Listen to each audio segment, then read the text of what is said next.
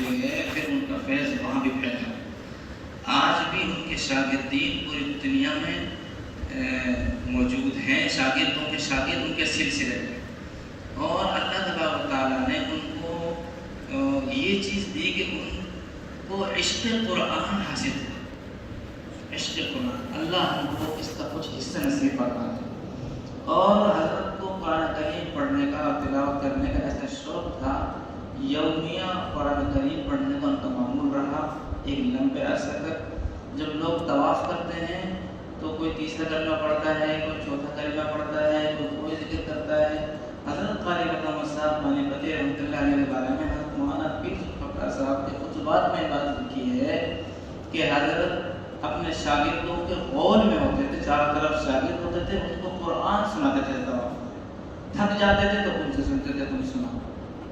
تو یہ بات میرے مجھے ذہن میں آ گئی کہ یہ اس سلسلے میں ہی برکت ہے، اس سلسلے میں اس بہت حفاظ قرآن ہیں، اور قرآن کریم کی تعلیم کا اور تلاوت کا اور پڑھنے کا یادداشت کا اس پورے سلسلے میں ایک خاص اثر ہے۔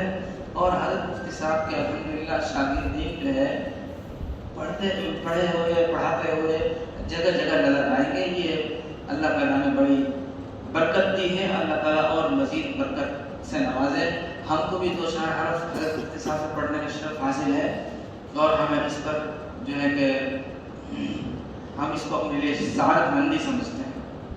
اللہ تبارک و تعالیٰ قرآن کریم کے ساتھ صحیح تعلق نصیب فرمائے۔ یہ جو بچے، یہ آپ کے لیے بہت ہی اہم بات ہے، بہت ہی اہم بات ہے کہ اس کے والد نے بھی پڑھا اور بچہ بھی پڑھ رہا ہے، یہ برکت کی بات ہے۔ اور پھر یہ بچہ قرآن کریم پورا کسی طرح پڑھ سکتا ہے، اور پھر ہوتا تو مدرسوں میں یہ ہے، ہمارے پاس بہت سے بچے پڑھتے ہیں کہ پڑھنے کے بعد بعض مرتبہ ایسے غائب ہوتے ہیں کہ یہ پتہ نہیں وہ کہاں گیا۔ کسی سال 10 نہ قرآن شریف پڑھا، کسی سال 20 نہ قرآن شریف پڑھا، پھر پڑھ کر غائب، پتہ نہیں کہاں چلے گئے۔ پڑھ کر اس سلسلے سے جڑ کر رہنا، یہ برکت ہے۔ الحمدللہ کہ بچے پڑھ رہے ہیں، اور پڑھ کر پھر ماشاءاللہ پھر وہ آگے بڑھ رہے ہیں اور پھر پڑھانے تک پہنچ رہے ہیں۔ اللہ تبارک و تعالیٰ اس مدرسے کو دن دگنی رات چوگنی ترقی عطا فرمائے۔ بچوں سے میں یہی کہوں گا کہ اپنے لیے خوش قسمتی سمجھیں۔ اساتذہ بہت مل جاتے ہیں، مدرسے بہت مل جاتے ہیں، اعلیٰ سے اعلیٰ، اونچے سے اونچے، لیکن تعلیم کی برکت بہت کم ملتی ہے۔ اللہ تبارک و تعالیٰ علمی برکت سے بھی ہم کو نوازے۔ میں نے جو حدیث پاک پڑھی اس میں بتلا دیا گیا کہ معزز اور محترم لوگ کون ہیں۔ آج دنیا میں آدمی نہ معلوم کن کن عہدوں کو، منصبوں کو اور کن کن چیزوں کو عزت والا، مرتبہ والا اور فضیلت والا سمجھتا ہے۔ سرکار دو عالم جناب حضرت محمد رسول اللہ صلی اللہ علیہ وسلم نے فرما دیا کہ عزت والا، مرتبہ والا، عظمت والا، رتبے والا، مرتبے والا اللہ کی نظروں میں باعزت کوئی ہے تو وہ قرآن کریم والے اور تہجد والے۔ کون ہیں بچے؟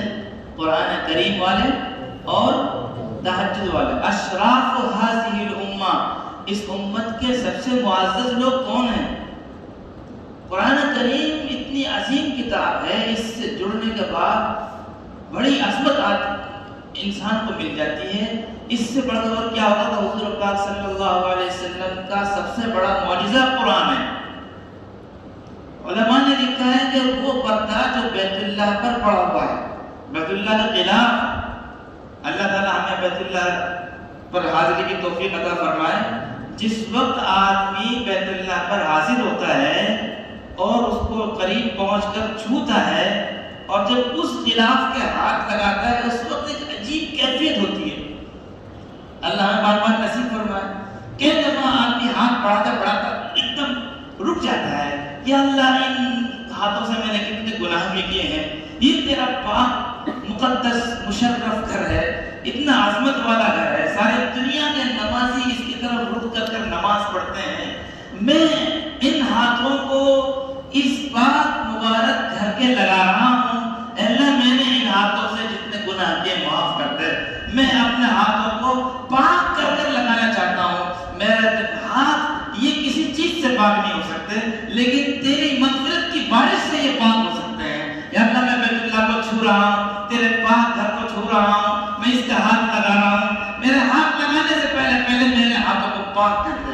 آدمی زبان پر چاہیے الفاظ نہ ہو، لیکن یہ کیفیت ہوتی ہے، اور اس کیفیت کے ساتھ پھر بیت اللہ کے ہاتھ لگاتا ہے۔ کس کا ہاتھ لگاتا ہے؟ اس پردے کا ہاتھ لگاتا ہے، اور پھر اس کو کس قدر خوشی اس کو ملتی ہے، اور دل اس طرح سے پاک پاک ہو جاتا ہے۔ اللہ ہم کو یہ موقع نصیب فرمائے، بار بار نصیب فرمائے۔ لیکن جہاں وہ بیت اللہ کا پردہ جب وہ اس کو تبدیل کرتے ہیں، بدلتے ہیں، تو وہ پورا اس کو کھولا جاتا ہے، اس کے ٹکڑے کیے جاتے ہیں، بادشاہ کو دے جاتا ہے، وہ اپنے دوستوں کو، غریبوں کو ہدیہ تحفہ دیتا ہے۔ پھر کچھ لوگ ایسے بھی ہوتے ہیں کہ اس کو جن کا پاس پہنچتا ہے وہ ہزاروں میں اس کو فروخت بھی کرتے ہیں، اس لیے کو اتنا بڑا سمجھتے ہیں، اور ہے کہ یقین ہے بھی عظمت والا وہ پردہ جو اس بیت اللہ پر پڑا ہے۔ لیکن میں یہ کہنا چاہ رہا ہوں وہ عظیم پردہ، وہ عظیم خلاف جو بیت اللہ پر پڑا ہے، جس کو آدمی بڑے اہتمام سے چھوتا ہے، وہ تقسیم بھی ہوتا ہے، ہدیہ تحفے رکھتے ہیں، جن کو ملتا ہے لوگ اپنے گھروں میں لگاتے ہیں، اور اپنے گھروں میں لگا کر اس کو سجاتے ہیں، اس کا وہ باقاعدہ تحفہ بناتے ہیں۔ لیکن علماء نے لکھا ہے کہ قرآن کریم کے اوپر جو پردہ خلاف اور کپڑا پڑا ہوا ہے، یہ بیت اللہ کے پردے سے افضل ہے۔ قرآن کریم کے خلاف بیت اللہ کے پردے سے افضل ہے، اس لیے کہ قرآن کریم سے بڑی کوئی نعمت اس دنیا میں نہیں ہے۔ جو کپڑا اس سے لگ گیا اس کی عظمت بڑھ گئی، جو ورق اس سے لگ گیا کاغذ اس کی عظمت بڑھ گئی، جو گدا اس سے لگ گیا اس کی عظمت بڑھ گئی۔ حکم سنا دیا مفتیان کرام نے لا یمسہ الا المطہرون، یہ چونکہ گدا قرآن کریم کے ساتھ سل دیا ہے، اس لیے اس کو بھی بغیر وضو کے آپ ہاتھ نہیں لگا سکتے۔ تو جب گدے کو یہ عظمت مل سکتی ہے، کپڑے کو یہ عظمت مل سکتی ہے، تو پھر وہ انسان جو اس قرآن کو اپنے سینے میں سمولے یاد کر لے، کیا اس کو یہ عظمت نہیں ملے گی؟ تبھی تو سرکار کا عالم جناب حضرت محمد رسول اللہ صلی اللہ علیہ وسلم نے ارشاد فرمایا اشراف هذه الامه حملۃ القرآن واصحاب اللیل، اس امت کے سب سے معزز اور محترم لوگ قرآن والے، قرآن کو یاد کرنے والے، حامل قرآن اور رات کو تہجد پڑھنے والے۔ اس سے یہ بھی پتہ چلا کہ حافظ قرآن جو ہے اس کے لیے تہجد بہت اہم چیز ہے، رات میں قرآن کریم کو پڑھنا۔ اس لیے آپ دیکھو گے تراویح بھی تو ایک طرح سے تہجد کے قائم مقام ہے، تراویح میں حافظ قرآن سناتا ہے تو رات میں پڑھتا ہے۔ پھر یاد کرنے کے لیے علماء نے بھی لکھا ہے اور اساتذہ نے بتایا ہے کہ جو حافظ قرآن کو تہجد میں پڑھے گا وہ قرآن کو کبھی نہیں بھولے گا۔ بہرحال میرا عزیز میرے دوستو، اکابر کے سامنے، علماء کے سامنے اور اپنے اساتذہ کے سامنے میں تقریر کیا کروں، میں تو یہ کہنا چاہ رہا ہوں کہ قرآن کریم سے نسبت کا جڑ جانا، قرآن کریم سے تعلق کا پیدا ہو جانا، قرآن کریم پڑھنے پڑھانے کی توفیق مل جانا، یہ دنیا کا سب سے اونچا عہدہ ہے، یہ دنیا کا سب سے اونچا مرتبہ ہے، یہ دنیا کی سب سے بڑی عزت ہے، سب سے بڑی عظمت ہے۔ مبارک ہیں وہ لوگ جو قرآن پڑھ رہے ہیں، پڑھا رہے ہیں، اور جو ان کے ساتھ تعاون کر رہے ہیں۔ آخر کوئی تو چیز ہے، میں تو کہا کرتا ہوں، اور جہاں بھی قرآن کریم کا جلسہ ہوتا ہے میں کہتا ہوں کہ اللہ کے نبی صلی اللہ علیہ وسلم نے قرآن کریم پڑھنے پڑھانے والوں کو ایک ایسی سند دی ہے کہ پوری دنیا میں جتنے بھی دین کے شعبے ہیں سب آنکھوں پر، سارے دین کے شعبے سے آنکھوں پر، سب ہمارے کام ہیں۔ دین کے لائن سے جو بھی کچھ کہا جا رہا ہے، دین کی لائن سے جو بھی کچھ سنا جا رہا ہے، دین کی لائن سے جو بھی کچھ کیا جا رہا ہے، دین کے جتنے بھی شعبے ہیں وہ سب ہمارے ہیں، سب آنکھوں پر ہیں۔ اور خوش قسمتی کی بات ہے کہ دین کے تعلق سے کسی بھی شعبے سے ہم کو کام کرنے کا موقع مل جائے، لیکن جو سند سرکار کا عالم جناب حضرت محمد رسول اللہ صلی اللہ علیہ وسلم نے قرآن کریم کے پڑھنے پڑھانے پر دی ہے، وہ تمغہ کسی اور کے پاس نہیں ہے۔ کیا فرمایا خیرکم من تعلم القرآن وعلمہ، تم میں سب سے بہتر وہ ہے جو قرآن کریم کو سیکھے اور سکھائے۔ دنیا کے اندر بہت دین کے شعبے ہیں، نیچے سے لے کر اوپر تک بے شمار شعبے ہیں، اور ہر ایک آدمی جس شعبے سے جڑا ہوا ہے اس کے لیے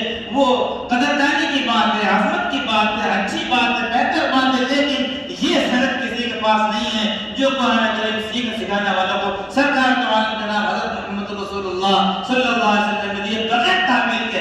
مرکز نظام الدین میں ایک مرتبہ حضرت مولانا عبید اللہ صاحب رحمۃ اللہ علیہ بیان فرما رہے تھے، حضرت مفتی ذاکر صاحب نے واقعہ کئی دفعہ سنایا، تو بیان کرتے کرتے حضرت کو جوش آ گیا۔ اس وقت مرکز نظام الدین میں شیخ الحدیث حضرت مولانا اظہار الحسن صاحب رحمۃ اللہ علیہ تھے، اور ناظر قرآن کریم حاجی حنیف صاحب پڑھا رہے تھے۔ تو قرآن کریم کے سیکھنے اور سکھانے کی فضیلت پر بیان کرتے کرتے حضرت مولانا عبید اللہ صاحب پنجابی رحمۃ اللہ علیہ جوش میں آ گئے اور ایک دم سہارا لگا کر بیٹھے ہوئے تھے، آگے ہو کر بیٹھے، فرمایا اللہ کی قسم میں قسم کھا کر کہتا ہوں مولانا اظہار سے افضل حاجی حنیف ہے، اس لیے کہ وہ قرآن کریم کو براہ راست پڑھتے پڑھاتے ہیں۔ خیرکم من تعلم القرآن وعلمہ، اس لیے قرآن کریم کی نسبت سے جڑ جانا۔ تبھی تو یہ حدیث میں حضور پاک صلی اللہ علیہ وسلم نے یہ ارشاد فرمایا کہ اس امت کے سب سے معزز لوگ قرآن والے اور تہجد والے ہیں۔ اللہ ہم کو قرآن والا بھی بنائے، اللہ ہم کو تہجد والا بھی بنائے، اور ہمارے اساتذہ نے، ہمارے بڑوں نے جس محنت سے، جس لگن سے، جس تڑپ سے، جس امید کے ساتھ، جس شوق کے ساتھ ہم کو پڑھایا ہے، اللہ تبارک تعالیٰ ہم کو اس پر قائم رکھے، دائم رکھے، پڑھنے کے ساتھ پڑھانے کی بھی اور عمل کرنے کی بھی توفیق عطا فرمائے۔ یہ جو مکاتب ہیں، یہ جو مدارس ہیں، دیکھنے میں آپ کو چاہے یہ کتنے ہی کم لگیں، لیکن یہ دنیا کے بقا کا ذریعہ ہے۔ دنیا کے بقا کے لیے بڑی بڑی حکومتیں کام کر رہی ہیں، تنظیمیں کام کر رہی ہیں، لوگ محنتیں کر رہے ہیں، لیکن وہ ظاہری چیز ہے۔